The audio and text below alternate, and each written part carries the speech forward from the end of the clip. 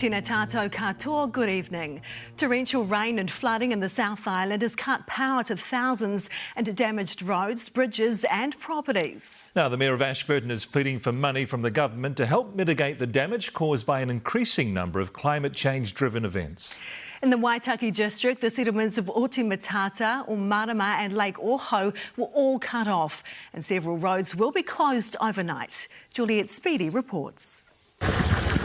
Roads turn to rivers in Otimatata. Evacuations overnight in Marama. Heavy rain caused floodwaters to sweep through the Waitaki region. There was a lot of surface flooding which actually came down from the hills, and so was just basically inundated both the townships and the low-lying parts. The holiday park was also evacuated. Entire farms in the town of Lake Oho were cut off after a bridge was washed out. A large clean-up is now underway. There's certainly some clean-up from slips and soil and rocks going onto the roads, and they'll be needing to check just how sodden those hillsides are to make sure that there's not going to be any further problems. Brett Smith's Otimatata property also completely underwater. He spent the morning trying to save his beehives. We're pretty much isolated at the moment. We can't get down the road towards Kurau, and we can't get over the Lindis, or we can't get up to Twizel. So the Waitaki area, there'll be a big clean-up happening, I'd say. Rivers across the South Island surged and rose as rain continued to fall and flow down from the high country. It's these rising river levels like here in Ashburton that is causing damage to parts of the South Island. They are breaching their banks, causing damage to farmland, roads and bridges, and authorities are keeping a very close eye on these as the day progresses. The Rangitata, the Ashburton and the Rakai are running very high flows, and their main concern is with the Ashburton River at the moment.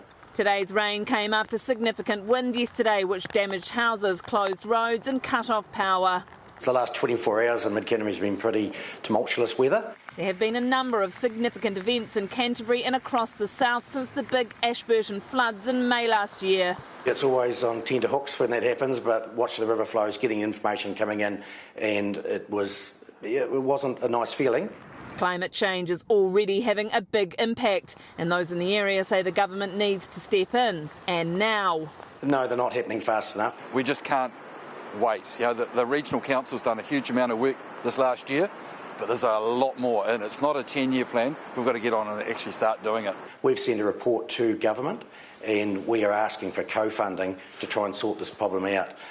Enough, the talking's over. We need to be starting to do something. But this event isn't over yet, with rivers still rising. So we're expecting the full impacts to take another 6 to 12 hours. And more treacherous weather is due later in the week. Kia ora, Juliet. So what's the message from authorities tonight?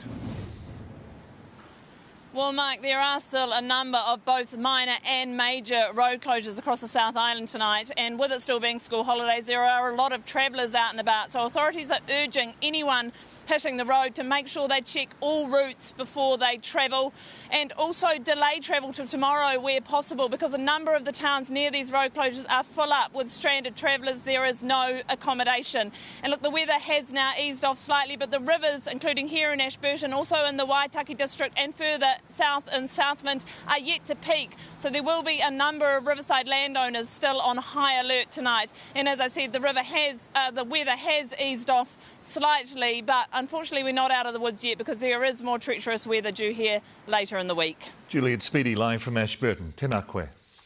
OK, well, for more on that, Heather is here now. And just how long is this wild weather going to hang around for? Well, we do have a couple more days of very active weather, although for the south, the flow changes from a nor'wester to a more southerly flow. So that'll drop temperatures, but has led to more wind watches. Now, the rain has been record-breaking. NIWA reporting a new daily rainfall record for July for Mount Cook Village, more than a month's worth of rain in only 24 hours. I'll be back after sport with all the updated weather warnings, which include both the North and South Island after sport. Thank you, Heather.